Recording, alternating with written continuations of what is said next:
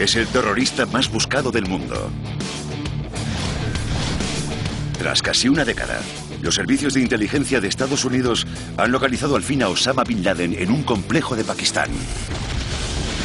El SEAL Team 6, una unidad de élite de las Fuerzas Especiales norteamericanas, será el encargado de completar la histórica misión. Se han pasado años esperando esa llamada. Este es el relato de los entresijos de una de las operaciones ocultas más famosas de todos los tiempos. Hay más emoción en el ambiente. Todo el mundo se pone un poco más serio. Vamos a bordo del helicóptero y sabemos que vamos a hacerlo esta noche. De cómo el SEAL Team 6 planificó esta operación de alto riesgo. Y de cómo estuvo a punto de fracasar. A continuación, en Operaciones Ocultas, la caza de Bin Laden.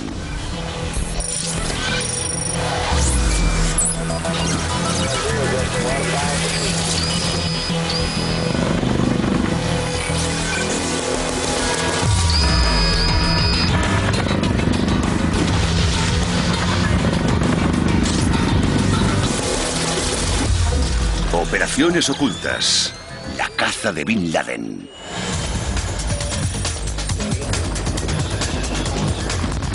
Operación Tridente de Neptuno. 2 helicópteros Black Hawk que transportan a un equipo de Navy SEALs se aproximan a un complejo en Abbottabad, Pakistán. Creen que Osama Bin Laden se esconde en su interior. Pero entonces se produce el desastre. Es raro que una operación salga como has planificado. Siempre surge algo inesperado. Una ráfaga de viento repentina arrastra a uno de los helicópteros, provocando que golpee con los muros del complejo y se estrelle contra el suelo. El pueblo se ha despertado y piensan, en cualquier momento van a aparecer un montón de fuerzas enemigas que vienen a por nosotros. Los SEALs han perdido el factor sorpresa. Cada segundo es vital. El equipo de las Fuerzas Especiales debe adaptarse rápidamente y responder a la nueva situación. Lo que debes hacer es determinar si los ocupantes son o no son una amenaza. Se abren paso en el interior del complejo. Y tienes que reaccionar al instante. Si son una amenaza, atacas.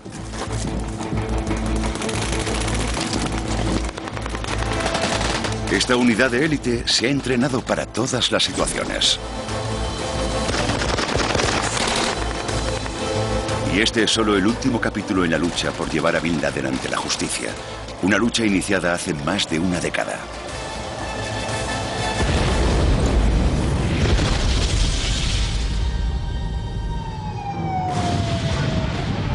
El 11 de septiembre de 2001, Estados Unidos sufre el peor ataque contra su territorio en toda la historia moderna.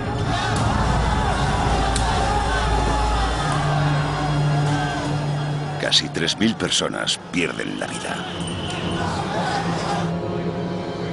El presidente Bush se compromete a dar caza a Osama Bin Laden, líder de Al Qaeda, cerebro de los ataques, y llevarle ante la justicia. There's an old poster out west, as I recall, that said wanted, dead or alive.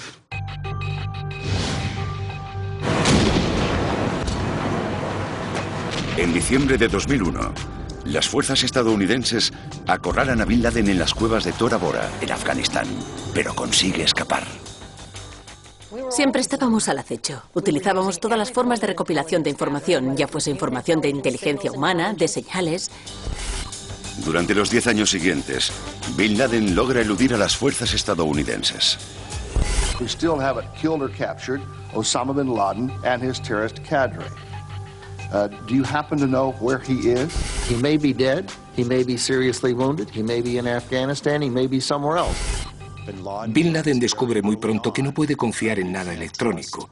Casi muere en Tora Bora, en las montañas de Afganistán, por utilizar teléfonos móviles. Así que una de las primeras cosas que hace es deshacerse básicamente de todo lo electrónico para evitar que puedan localizarle.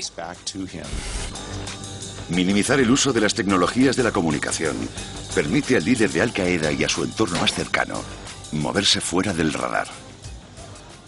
Vimos que su nombre se mencionaba pocas veces porque había muy pocas comunicaciones. Creo que muy poca gente en la organización sabía dónde estaba. Bin Laden parece haber desaparecido de la faz de la Tierra. Las únicas pistas proceden de las cintas de vídeo que hace públicas, mofándose de los Estados Unidos. Nos fijábamos en cosas tan simples como el follaje, la luz y el terreno para intentar averiguar dónde se habían grabado. Nos fijábamos en su salud. ¿Utilizaba alguna palabra en particular? ¿Era posible que lo que solo parecía un mensaje a sus seguidores escondiese algún tipo de mensaje oculto? Bin Laden ha encontrado la forma de seguir controlando la organización. Básicamente, confía en una serie de individuos, mensajeros en particular, que le traen la información. Por ejemplo, las últimas novedades de los combates. Por su parte, a través de ellos envía directrices a sus lugartenientes. Durante la década, Estados Unidos realiza algunos progresos. Logra capturar e interrogar a algunas figuras relevantes de Al-Qaeda. La importancia de atrapar a los principales actores de la organización, a los cerebros por excelencia de Al-Qaeda, también residía en parte en la obtención de información geográfica. ¿Dónde está ese hombre? La primera pregunta que podíamos hacerles era algo así como ¿dónde está Bin Laden? A pesar de estos éxitos, el enemigo público número 1 sigue libre. Cuando el presidente Obama asume la presidencia en 2009, muchos creen que Bin Laden nunca será capturado. Se le ve menos veces, cada vez menos. Bin Laden graba menos vídeos, aunque sigue haciendo algunos, y cuando sale a la luz un vídeo, hay un pico en el interés, por supuesto, dentro del gobierno. Pero en la CIA, algunos analistas siguen buscando nuevas pistas. Son detalles que surgen de los interrogatorios con los detenidos. Cómo funciona la red, ver cómo se mueven. Los agentes del caso sugieren estudiar la estructura de la red de Al-Qaeda. ¿A quién utiliza Bin Laden para transmitir los mensajes, permitiéndole pasar inadvertido? Los analistas creen que la respuesta a esa pregunta les llevará hasta Bin Laden. Alguien dice algo aquí, alguien dice algo allí. Con el paso de los años, vas acumulando esos puntos y gradualmente vas creando una imagen. Tras años de frustración, los analistas creen haber encontrado algo. Cuando empezamos a investigar las organizaciones terroristas, si las analizamos históricamente, no tienen jerarquías occidentales. Al estudiar la información, por ejemplo, ves que hay alguien que coordina, alguien que recauda fondos. Dentro de la propia organización no siempre hablan unos con otros. Es muy difuso. Es más un tejido que una jerarquía. Sabían que probablemente debía haber algún mensajero, y gracias a algunos de esos interrogatorios iniciales en Guantánamo y otras prisiones lograron identificar a un mensajero en particular. Los detenidos de Al-Qaeda revelan que el mensajero en quien confía Bin Laden es alguien conocido como Al-Kuwaiti, el hombre de Kuwait. Investigando a fondo, descubren su verdadero nombre, Said Ahmed. Si le encuentran, es posible que les lleve hasta su jefe. A través de la interceptación de sus llamadas telefónicas mientras viajaba por todo el Golfo y Pakistán, descubrieron que parecía estar en contacto con el estamento superior de Al-Qaeda y comenzaron a seguir su rastro sobre el terreno en Pakistán.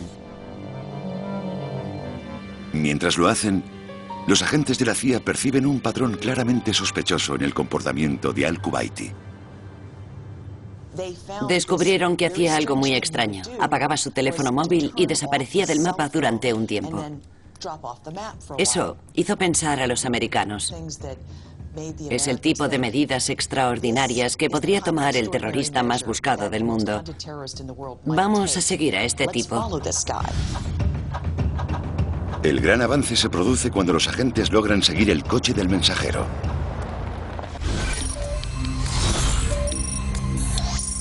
Para su asombro, se dirige a un complejo residencial a las afueras de Abbottabad, un poblado militar de Pakistán, apenas a hora y media de trayecto de la capital, Islamabad. Es como la Academia West Point de Pakistán, una de las principales academias militares. Es un pueblo fortificado.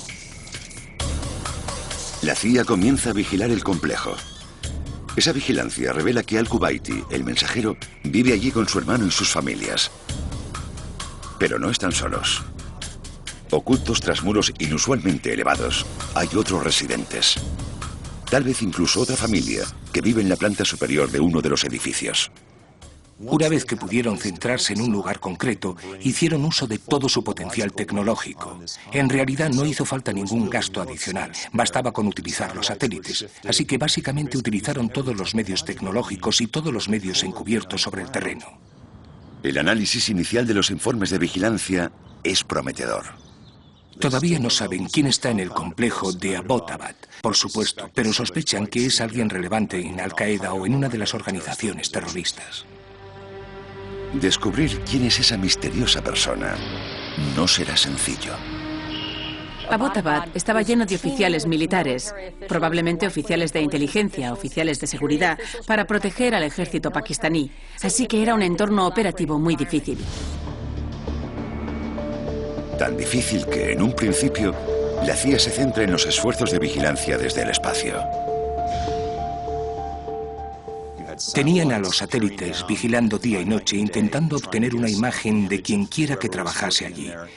Tenían equipos de espionaje electrónico intentando captar cualquier señal, ya fuesen correos electrónicos, mensajes de texto o conversaciones telefónicas. Y tenían los nuevos aviones indetectables por el radar, volando sobre Pakistán intentando atisbar quién vivía allí. Tras semanas de vigilancia por satélite, sus esfuerzos surten efecto. Los equipos de inteligencia de Estados Unidos logran identificar a una figura que ocasionalmente pasea por el patio, pero que parece no salir nunca del complejo. Los analistas están convencidos de haber localizado un objetivo muy valioso. Lo llaman The Pacer, el que marca el paso. The Pacer es muy alto. Bin Laden mide 1,93. Es una prueba tentadora, pero cualquier intento por acercarse y confirmar que efectivamente se trata de Bin Laden está lleno de riesgos. Ese era el reto. Creemos que es alguien importante, pero ¿es alguien lo suficientemente importante como para arriesgarnos a realizar una misión encubierta en el país que podría dañar nuestra relación con Pakistán durante los años venideros? Para intentar confirmar que es el hombre al que buscan, la CIA activa a sus agentes sobre el terreno. Tenían una casa de seguridad que daba al complejo donde había agentes pakistaníes, gente que espiaba para la CIA intentando establecer lo que llamaban patrones de vida. ¿Quién entra? ¿Quién sale? ¿Cuántas personas viven? ¿Quién interactúa con el complejo? Había mujeres y niños que se iban, que entraban y salían del complejo, que se iban de compras. Los niños, sin embargo, parecían estar casi siempre en el interior, pero nunca veían a ese individuo, al individuo alto, The Pacer, como le llamaban. Nunca le vieron salir del complejo. Eso levantó todavía más sospechas. Los agentes pronto informaron de los inusuales patrones de comportamiento de los residentes. La casa carecía de conexiones reales con el mundo exterior. Había una antena parabólica, pero no había líneas telefónicas.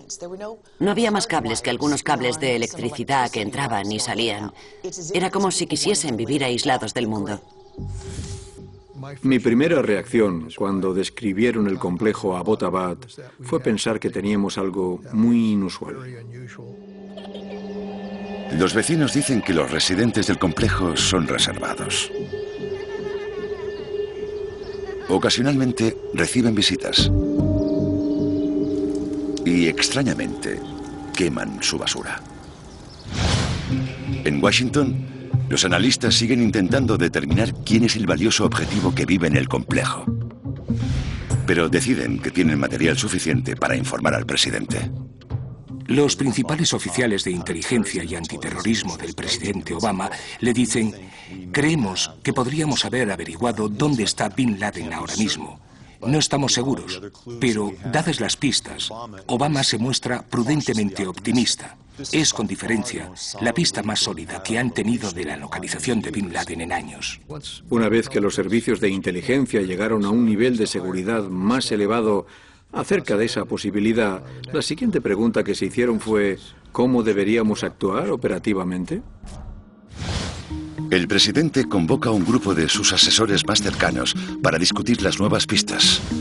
En su cabeza hay muchas preguntas. ¿Cuáles son las opciones militares?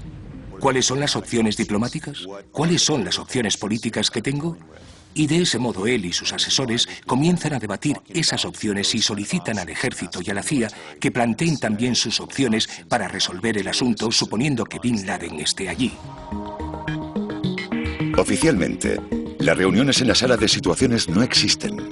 El material de alto secreto solo se comparte con un grupo reducido de personas en la Casa Blanca.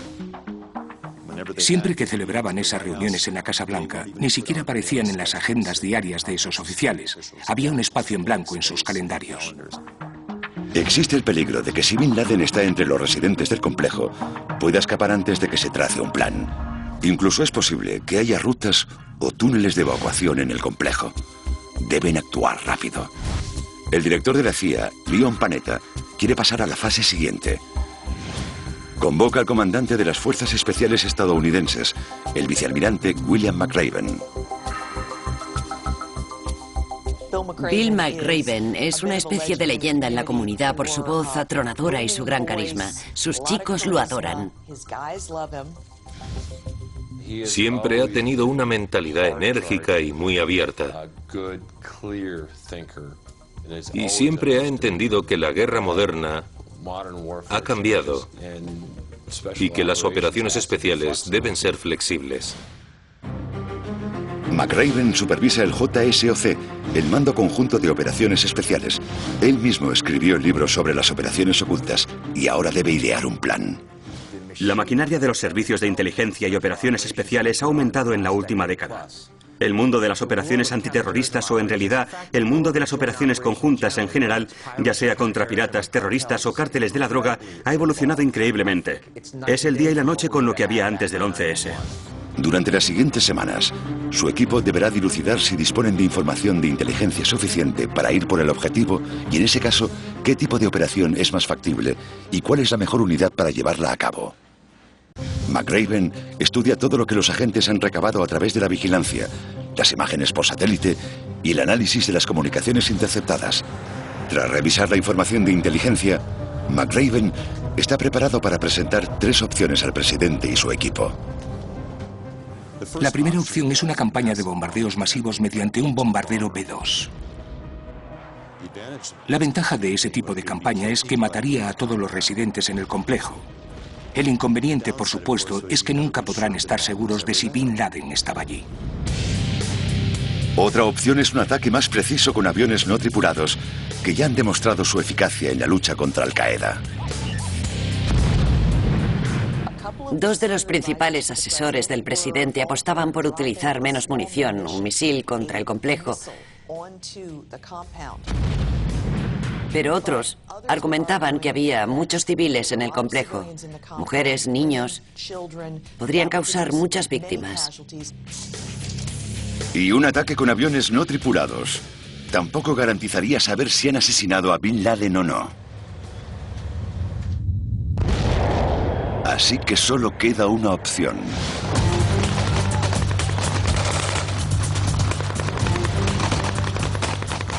Para garantizar que es el hombre correcto, debes enviar a un comando. Eso tiene la ventaja, obviamente, de que puedes ver tu objetivo. Puedes estar seguro de que le has capturado o asesinado. Es un trabajo para una unidad de élite como los Navy SEALs. El gran público probablemente no sea consciente de lo mucho que la CIA y los Navy SEALs han colaborado en misiones por todo el mundo para frenar a Al-Qaeda, para capturar a sospechosos de Al-Qaeda, a veces matarlos. Han perfeccionado un método para dar caza a un objetivo, capturarlo y luego hacer volar el lugar de los hechos, borrando todas las pruebas. Cuando llegó el momento de la operación contra Bin Laden, estaban más que preparados. Tenían más experiencia en combate que ninguna otra unidad en el mundo. Han luchado más que nadie en este país. Han realizado una docena de operaciones cada noche muy cerca, en Afganistán, y lo llevaban haciendo durante años. Así que tenían la capacidad, estaban muy cerca y habían perseguido a Bin Laden durante una década. Pero planificar una operación basándose en una información de inteligencia limitada es arriesgado. Incluso tras meses de esfuerzos conjuntos, nadie tiene la certeza de que Bin Laden esté en el complejo. Precipitarse podría costarle la vida innecesariamente a decenas de agentes estadounidenses. ¿Cuál era la probabilidad de que tuviesen problemas para huir? ¿Cuál era la probabilidad de un fallo técnico? Hay que planificar todas esas cosas, valorar el riesgo frente a los posibles beneficios. El presidente Obama se enfrenta a la decisión más trascendental de su carrera. Necesita adoptar el mejor procedimiento. Bombardear el complejo desde el aire. Enviar una unidad de élite. O tal vez esperar hasta confirmar que Bin Laden esté allí. La prioridad era asegurarse de capturar o asesinar a Osama Bin Laden. La única forma de hacerlo era enviar a un comando para completar el trabajo. Mientras el presidente considera las opciones, un equipo de operaciones especiales recibe la orden de prepararse. Son un cuerpo de élite, cuidadosamente seleccionado. La unidad secreta antiterrorista de la Marina, el SEAL Team 6. Históricamente, la gente no hablaba del SEAL Team 6. Las misiones, las tácticas, lo que hacen, cómo lo hacen, todo se mantiene en secreto. Dentro de la Marina, la unidad es conocida como DEV Group, abreviatura de Grupo de Desarrollo de Guerra Naval Especial. Hay 300 agentes en el SEAL Team 6. Y luego hay un equipo de unas 2.000 personas que le respaldan. Servicios de inteligencia, adiestradores de perros o pilotos de barcos o helicópteros para llevarles a las misiones.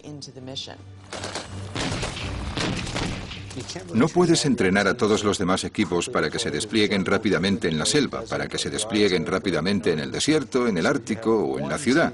Así que tienes un equipo de élite que puede intervenir en cualquier parte del mundo. Ese equipo representa realmente el servicio de emergencias de nuestra nación. Solo los SEALs con años de experiencia pueden participar en una misión con el equipo. Debes ser seleccionado para formar parte del SEAL Team 6, porque luego hay años adicionales de entrenamiento, de selección, de requisitos. McRaven sabe que puede confiar en el SEAL Team 6. Él llegó a ser comandante de la unidad y ayudó a convertirla en uno de los mejores cuerpos antiterroristas del mundo. Creo que lo que separa al SEAL Team 6 de los demás es que los SEALs no se rinden. Les entrenan para no rendirse nunca. Durante la última década, las fuerzas especiales estadounidenses han acumulado una importante experiencia operativa. Se han realizado miles de operaciones. Muchas de ellas no han salido en las portadas, pero casi todas han tenido una influencia significativa en el transcurso de la guerra contra el terrorismo. Una de las pocas misiones que salió a la luz fue el rescate del capitán Myers Calabama, secuestrado por piratas somalíes en el Cuerno de África en 2009. Rescataron a los rehenes y los francotiradores abatieron a los piratas somalíes. Pero por cada historia que sale a la luz, hay otras 100 de las que nadie se entera. En Irak y Afganistán, las incursiones nocturnas han formado parte de la misión de los SEALs. Están preparados para la acción. Los SEALs recibieron el OK para empezar a planificar la operación. Un pequeño equipo trabajó en un modelo del complejo para averiguar cómo iban a entrar. ¿Cuál era la mejor forma de someter, capturar o matar a todos? Se dedicaron a entrenar, entrenar y entrenar. Y a estar listos para cuando el presidente dijese, subid a un avión y volad a Pakistán. Ninguno dijo una sola palabra a sus familiares o a sus otros compañeros de los equipos de los SEALs. Existe una verdadera preocupación sobre el secretismo de la misión. ¿Debe Estados Unidos implicar al gobierno de Pakistán? Es un problema de confianza. Con el paso del tiempo constatamos los problemas de trabajar con los servicios de inteligencia pakistaníes. Cuando cooperábamos con ellos, la información se filtraba. Demasiado a menudo, cuando recibían información, una hora antes de la operación, por ejemplo, el objetivo misteriosamente desaparecía. Le habían dado un chivatazo. El presidente decide que informar a los pakistaníes del plan podría significar perder la mejor oportunidad en casi una década de atrapar a Osama Bin Laden. Pero mantener a los pakistaníes al margen hace que la operación sea todavía más arriesgada. Debes cruzar una frontera, cruzar un amplio territorio de Pakistán, un país soberano, sin el conocimiento de los servicios de seguridad locales, con el peligro de que la policía local pueda localizarte y comenzar a disparar contra ti en Abbottabad. Los factores de riesgo son increíbles. Las consecuencias de un posible desastre pesan demasiado sobre el presidente y sus consejeros. En la mente de todos está la fallida Operación Desierto 1 de rescate de rehenes en Irán en 1980. 8 militares norteamericanos fallecieron por el choque de 2 helicópteros cuando se dirigían a una misión. Fue un golpe devastador para la presidencia de Carter.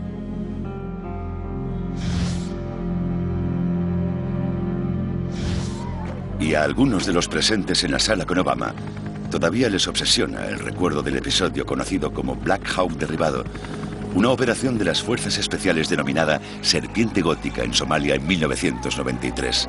Los terroristas derribaron 2 helicópteros estadounidenses. Al final de la batalla, 18 soldados americanos habían fallecido. Sus cuerpos fueron mutilados y arrastrados por las calles de Mogadiscio. Son sus principales consejeros gente como el vicepresidente Biden, la secretaria de Estado Hillary Clinton, el secretario de Defensa Bob Gates, el director de la CIA Leon Panetta, y todos expresan sus valoraciones al presidente. Algunos son más escépticos que otros. Joe Biden, por ejemplo, es más escéptico. Gates es escéptico respecto a la idea de enviar tropas por tierra. Es el único de este grupo que vivió de lleno la Operación Desierto 1. Los demás oficiales de inteligencia, sin embargo, incluso Panetta, son mucho más optimistas. La secretaria de Estado, Clinton, estaba convencida de que era la decisión correcta e incluso expresó todas sus dudas antes de decir: podríamos estar muy equivocados, podríamos echar a perder nuestra relación con Pakistán durante una década, pero aún así es la decisión correcta. Una decisión dura. Siempre que estás asesorando al presidente sobre una operación en particular, todo depende de lo seguro que estés de que allí están tus objetivos y de que vas a tener una buena oportunidad de completar satisfactoriamente la misión frente a las probables consecuencias o a los posibles motivos de fracaso.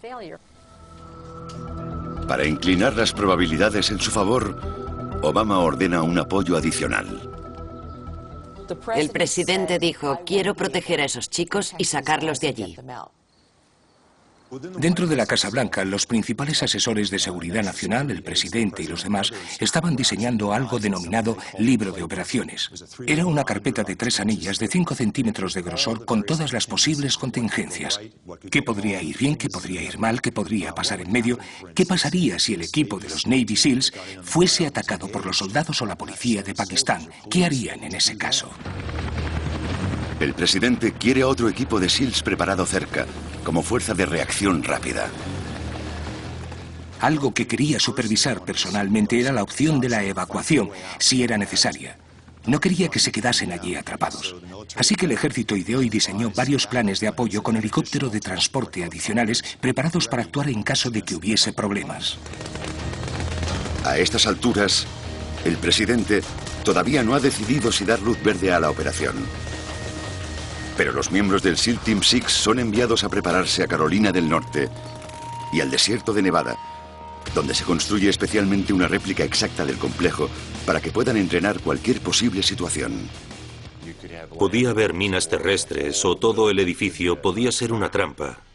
De modo que una vez llegasen al complejo detonasen 2000 kilos de explosivos, lo suficiente para matar a toda la unidad. Saben que hay numerosas contingencias para las que deben prepararse y que las operaciones no siempre salen según lo planificado. Tenemos un dicho: planea la operación oculta, pero oculta tu plan. Gracias a la información de inteligencia recabada, los SEALs saben que detrás de los elevados muros que protegen el complejo hay al menos 2 edificios. Los misteriosos residentes y el hermano del mensajero parecen vivir en el edificio principal. El más pequeño acoge a Al-Kuwaiti y su familia. Para atraparles, los SEALs tendrán que dividirse en 2 grupos. Uno aterrizará en el patio y protegerá el perímetro, mientras el otro desciende sobre el tejado, cogiendo a los residentes por sorpresa.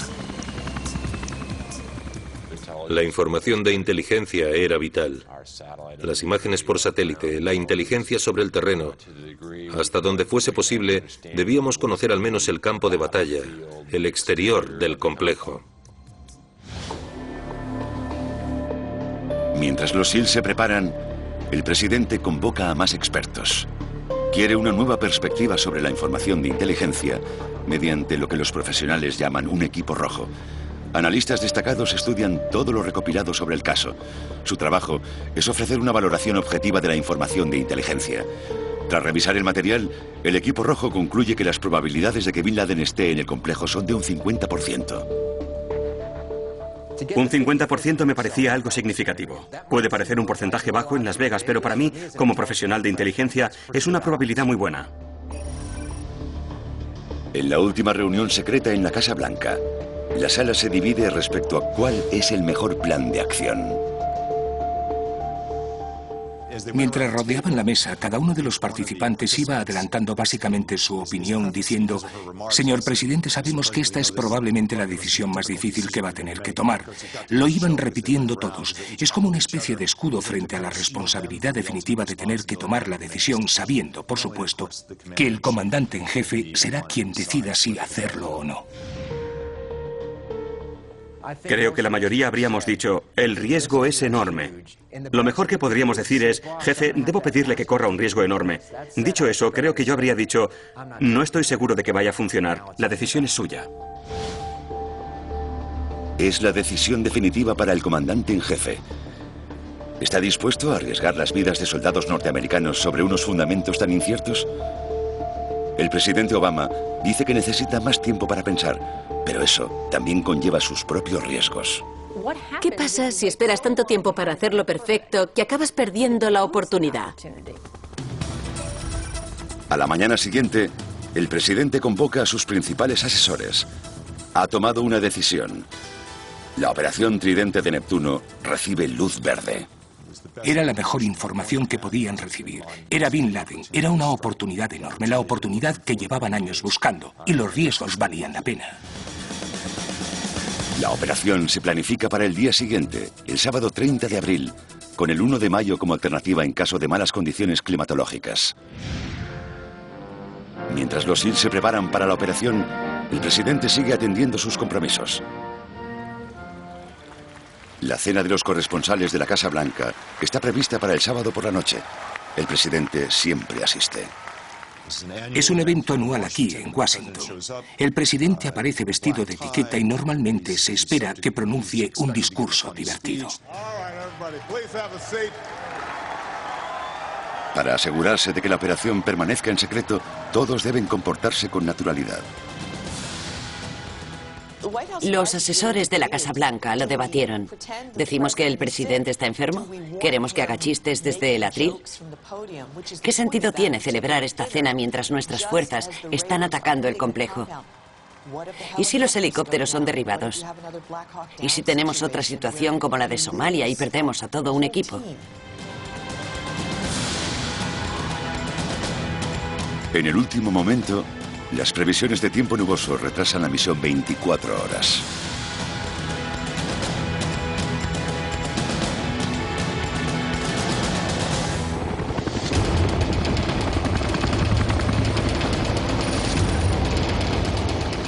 De la noche en Jalalabad, Afganistán. Es una noche sin luna. Dos helicópteros Black Hawk despegan de una base aérea estadounidense. Cada uno de ellos transporta a 12 miembros del SEAL Team 6. La operación de caza de Osama Bin Laden, con el nombre en clave Tridente de Neptuno, al fin está en marcha. Tienes los pelos de punta. Volamos en grupo y ha llegado la hora. Hay más emoción en el ambiente. Todo el mundo se pone un poco más serio. Vamos a bordo del helicóptero y sabemos que vamos a hacerlo esta noche. Durante el tenso vuelo a Abbottabad, las tropas ultiman los preparativos. Había órdenes muy detalladas del jefe de la patrulla. Hora de entrada, hora de salida, equipo que debes llevar, lugar que ocuparás en el helicóptero. Estos SEALs han sido seleccionados para la misión por sus especialidades y experiencia. Es la operación que llevan tanto tiempo esperando. Revisas todas las posibilidades. ¿Y si nos disparan nada más infiltrarnos? ¿Y si la cuerda está en el sitio equivocado? ¿Y si no hacemos una ronda y el helicóptero es derribado fuera del complejo? En ese caso también hay que proteger a los pilotos. ¿Dónde vamos a meterlos? Revisas todas las posibilidades en el libro de operaciones. Los soldados también buscan un momento personal. El aire está cargado. La gente reza sus últimas oraciones, piensa en sus familias y se asegura de que las armas estén cargadas. Abren los seguros para ver si los proyectiles están en su sitio, comprueban que todo el equipo esté protegido, revisan las notas de última hora con sus compañeros, pensando en todos los detalles. A bordo también viajan un traductor y un perro llamado Cairo, miembro de la unidad canina. Detectan minas antipersona y olisquean pistas. Pueden encontrar a alguien por el olor. Cairo era un veterano. Había resultado herido en una operación anterior y había necesitado 6 meses para recuperarse. Los SEALs vuelan en los nuevos helicópteros silenciosos, específicamente diseñados para esta misión. Los SEALs cuentan con el equipo más moderno. Cada año los helicópteros son un poco más rápidos, un poco más ligeros, un poco más difíciles de detectar. Los pilotos de la operación son los Night Stalkers, o cazadores nocturnos, miembros del Regimiento Especial de Aviación del Ejército. Nos llaman cazadores nocturnos por un motivo. Solemos volar de noche para hacerlo al abrigo de la oscuridad. Volar de noche es muy diferente a hacerlo de día. El sonido actúa de forma diferente. Toda la misión está planificada para atacar al objetivo desde una dirección inesperada en el momento inesperado. El viaje hasta su objetivo, en Abbottabad, dura unos 90 minutos. Los 2 helicópteros logran cruzar la frontera de Pakistán sin ser detectados. Llevas un radar meteorológico para detectar tormentas o tormentas eléctricas que pueden estar en el horizonte. Tienes armas que normalmente no se encuentran en un inventario de armas convencionales. Armas que están específicamente diseñadas para alcanzar un objetivo. Muchos de estos aparatos tienen sistemas para poder reabastecerse en pleno vuelo. En el plan original iban a descender con cuerdas sobre el patio exterior. Habrían tardado 2 minutos en bajar y tal vez unos 10 minutos en asaltar los 2 edificios. Mientras el helicóptero permanece suspendido sobre el complejo, preparándose para aterrizar, uno de los pilotos se ve en graves apuros. El aire estaba más caliente de lo que nadie esperaba y el helicóptero perdió el control porque el aire era más ligero y, por lo tanto, al ser más pesado, el helicóptero empezó a perder altura poco a poco y a oscilar hacia adelante y hacia atrás. Los aviones no tripulados que vuelan sobre el complejo transmiten el desastre al vicealmirante Mac Raven en Jalalabad, al cuartel general de la CIA en Langley y a la sala de situaciones de la Casa Blanca. Están todos apretujados en esa sala tan pequeña, escuchando, viendo las imágenes. Lo único que pudieron ver fue el helicóptero cayendo y estrellándose y se preguntaron, ¿acabamos de perder la misión? Tras perder un helicóptero y el factor sorpresa, los SEALs tendrán que adaptar rápidamente su misión a la situación o toda la operación estará en peligro. Aterrizó recto, solo fue un poco brusco. Lo llamamos un aterrizaje no controlado o un aterrizaje con fuerte impacto. En ese caso es mecánicamente imposible que ese aparato pueda despegar. En la sala de situaciones, la tensión sigue aumentando. Tienes el corazón en la garganta. No sabes en ningún momento si los pakistaníes van a aparecer. No sabes si vas a escuchar que la misión ha fracasado. Los asesores de la Casa Blanca están ansiosos por escuchar si los SEALs han sobrevivido al accidente. Es un momento extremadamente tenso. hasta que escuchan decir a McRaven: los chicos están bien. Estamos preparados para esto. Estamos modificando el plan. Cuando el almirante McRaven dijo algo así como: esto no es un problema, los chicos van a hacer el trabajo, me infundió una sensación de seguridad. En Abbottabad, el piloto clava el morro del helicóptero sobre el suelo. Si el fracaso no es una opción, debes encontrar la forma de completar la misión. Algo vital para tener éxito es contar con agentes imaginativos sobre el terreno, agentes que se adapten a los cambios. Los SEALs activan inmediatamente el plan B. Cuando las cosas salen mal, no hace falta sobreactuar. Tienes una lista y debes seguirla punto por punto. Rápidamente se organizan para asaltar el complejo desde el terreno. Lo primero que deben hacer es un recuento, asegurarse de que están todos. Pero el accidente ha provocado ruido. El pueblo se ha despertado y piensan: en cualquier momento van a aparecer un montón de fuerzas enemigas que vienen a por nosotros.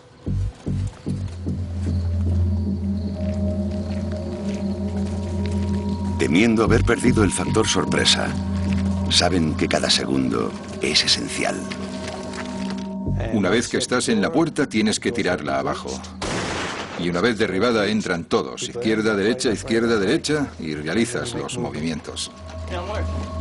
Los SEALs alcanzan el patio. Ahora deben llegar al edificio principal, donde creen que podría estar Bin Laden.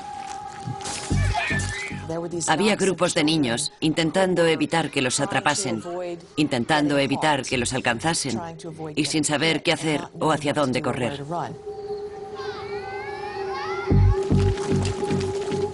Todavía no saben quién está en el complejo ni cuántas personas armadas hay.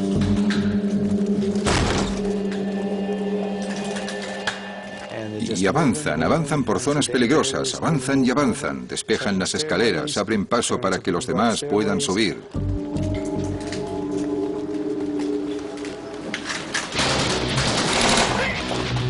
Cuando alguien abre el fuego, responden.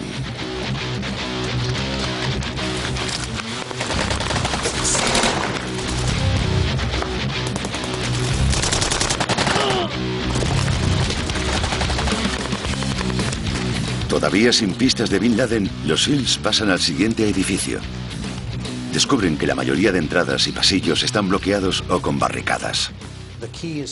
La clave es contar con procedimientos operativos estándar que permitan a una unidad avanzar a través de una estructura como esa, manteniendo el objetivo en mente, manteniendo la seguridad en mente. Hay una puerta cerrada, saben qué hacer, saben cómo volar esa puerta.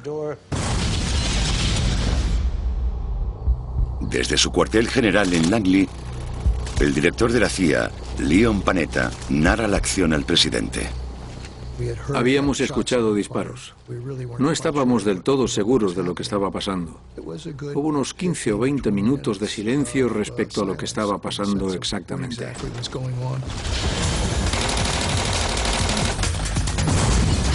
Están dentro del edificio principal. El joven al que acaban de abatir coincide con la descripción del hijo de Bin Laden. Suben las escaleras que conducen al primer piso. Osama Bin Laden asoma la cabeza por el marco de la puerta. Uno de los primeros SEALs lo reconoce. Es Bin Laden. El alto mando recibe la señal operativa de localización del objetivo. Jerónimo. Las señales seguían las letras del alfabeto. A, B, C, D. La G se refería a Osama Bin Laden. La G de Jerónimo.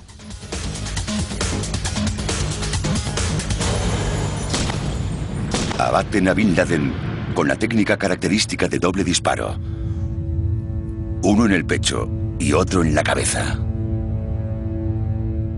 En la sala de situaciones decían: lo tenemos.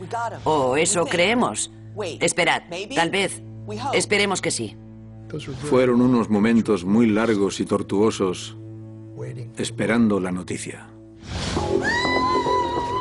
Entran para confirmar que es el hombre correcto. Envían un mensaje. Ekia. Enemigo muerto en acción. Uno de ellos aparta a las viudas de Bin Laden. Teme que puedan vestir chalecos suicidas. Una de ellas sangra por el efecto de un proyectil rebotado.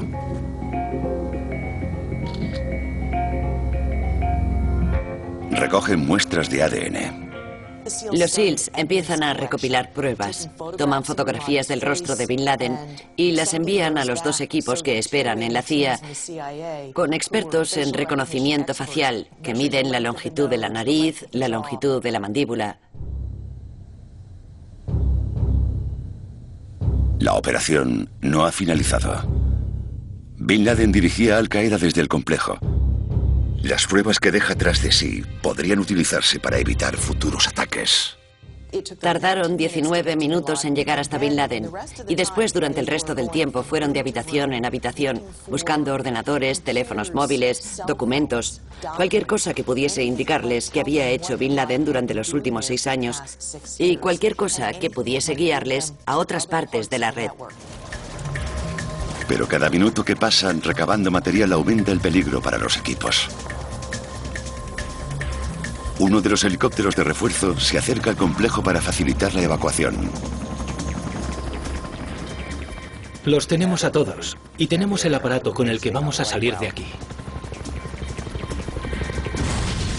Antes de despegar, un equipo vuela el helicóptero accidentado, asegurándose de que sus características de tecnología y diseño secretas no caigan en las manos equivocadas.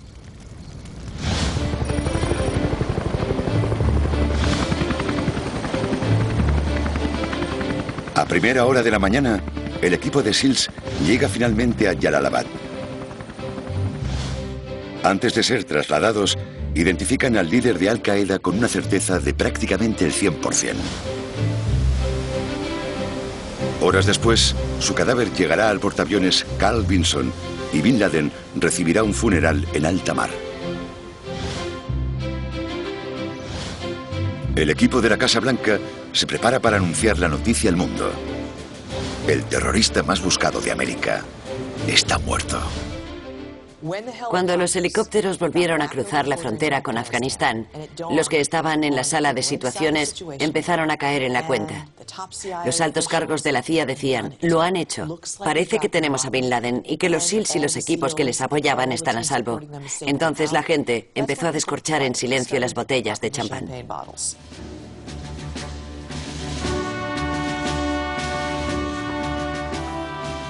Good evening. Tonight, I can report to the American people and to the world that the United States has conducted an operation that killed Osama bin Laden, the leader of Al-Qaeda, and a terrorist who's responsible for the murder of thousands of innocent men, women, and children.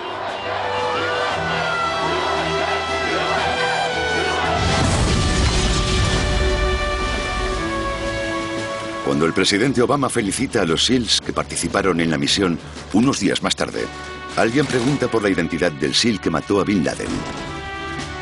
La respuesta colectiva: todos lo hicimos, señor.